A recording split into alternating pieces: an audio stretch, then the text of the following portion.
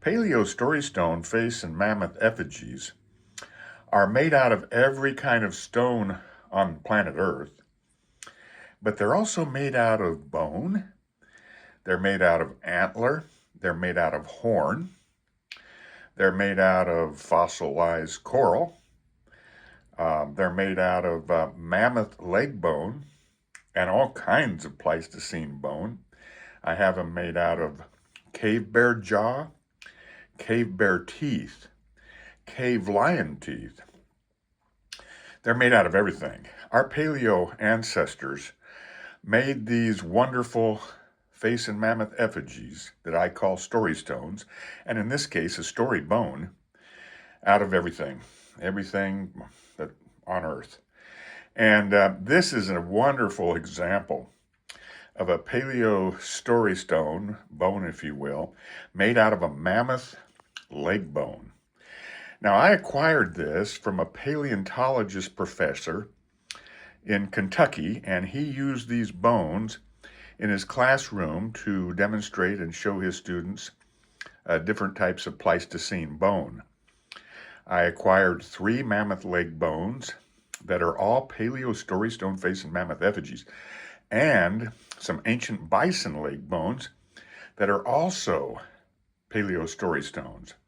Now, he didn't know that these were modified by man, but he just thought these were natural the way they are. But this is a real cool piece. You notice the eye in this piece, how it lights up right there, right in the center. You see that eye light up?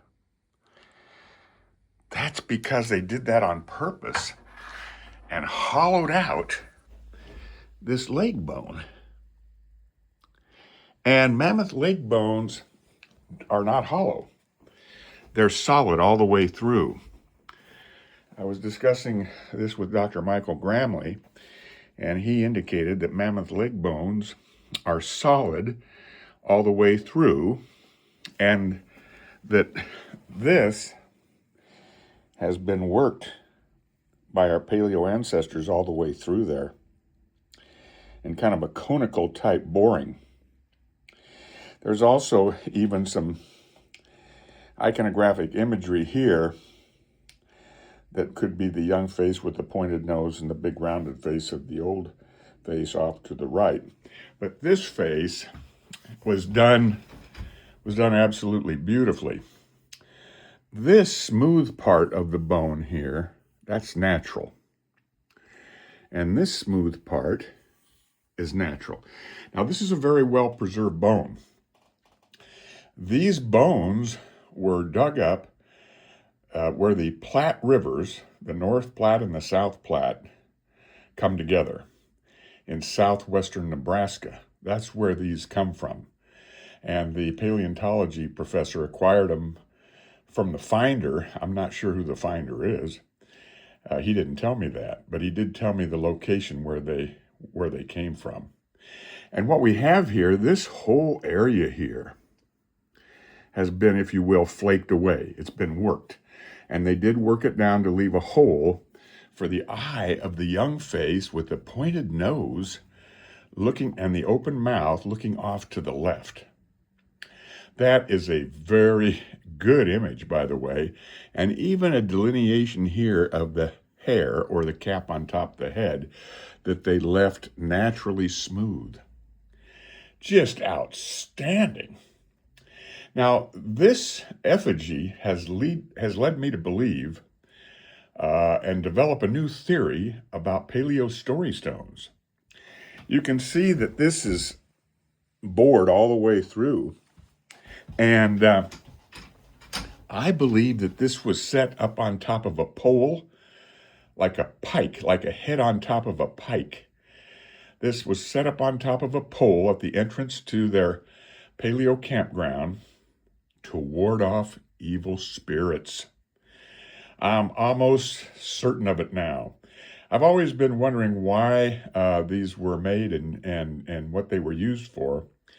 And I think they revered the mammoth because it was the most powerful animal on planet Earth, most powerful land animal on planet Earth during the Paleolithic Pleistocene period.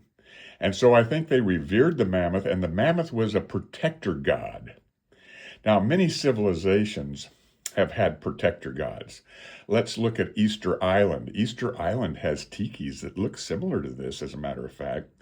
And those tikis that stand upright on Easter Island, I believe, are protector gods, that they were erected to protect the people on the island from evil spirits.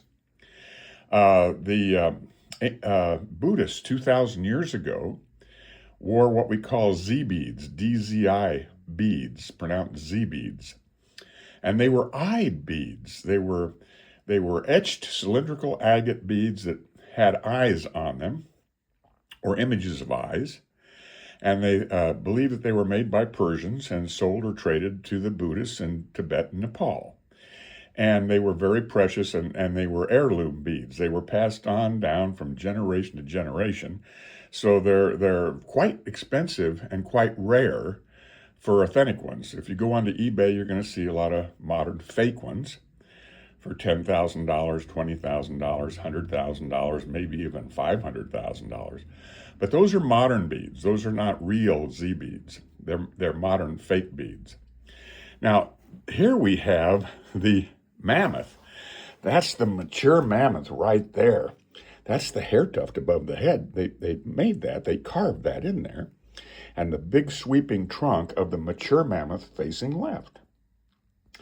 When we turn it this way, now we have the baby mammoth with its little beak of a trunk right here. It's a typical image over and over again. Massive hair tuft, and this eye has been gouged into the bone. That's the exaggerated eye of the baby mammoth, now facing right.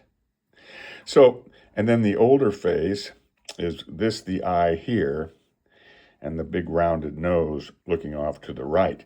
But it's the young face here that's the powerful face with the open mouth that I believe was undoubtedly set on a pole at the entrance to their camp to ward off evil spirits. And I think all Paleo Story Stones were made and used in such a manner, dating back 2 million years to Homo habilis, found on every continent.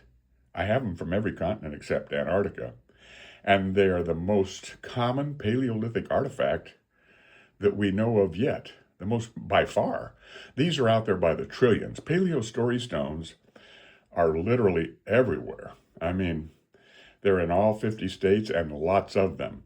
Paleo Indians made Paleo Story Stone face and mammoth effigies by the cartload. And I believe, again, that now with this particular specimen, this has given me pause to think that, like so many other civilizations, I have glass beads with eyes on them from early Greece. They're a very expensive type of bead. They're a very rare bead. The Smithsonian has a stringer of them published on the internet. And the eyes on the beads, they have eyes. They're usually white with blue eyes, circular eyes. Those were images and effigies that the Greeks had that they believe warded off evil spirits. So I believe that our paleo ancestors did the very same thing in making Paleo Story Stone face mammoth effigies.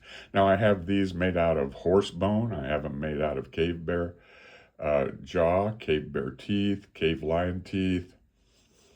I have them made out of bison leg bone that are modified. And by the way, the bison leg bone came with this grouping, all found where the Platte rivers converge, North and South Platte rivers converge in southwest Nebraska. So it's cool that you can see this eye light up through there. They did that on purpose. That's the eye of the young face, powerful face looking off to the left. And well worked.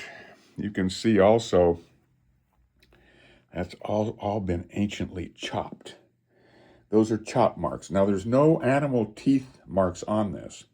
There's no gnawing or no teeth marks or nothing of that sort. I know what teeth marks on bone, on Pleistocene bone, look like, and Pleistocene antler. And there's absolutely no animal chewing or any evidence of animal teeth or bites on this bone whatsoever. This has all been flaked and worked in Paleolithic times. There's no modern workmanship on it at all. But I wanted to share this, and then the other side of this is all smooth natural bone, just like that. It wasn't worked on the other side. This is a very well-preserved specimen. In fact, the other two legs, mammoth legs or proboscidean legs, they could be mastodon legs, leg bones, are also very well preserved, as are the bison leg bones. And I'll do a video on the bison leg bones as well. But I believe that this particular story bone effigy is one that really brought to my attention that the likelihood of the usage of these effigies were to talisman, if you will, were to ward off evil spirits. And I'll be doing a paper on that very shortly and posting it to my website. But I wanted to share this video with everyone because it is an important carving, Paleolithic carving. Again, out of proboscidean, likely mammoth. I think the paleontologist called it mammoth leg bone. Could be a mastodon leg bone as well. So I'm going to say proboscidean, Pleistocene proboscidean, story bone face and mammoth effigy from southwestern Nebraska.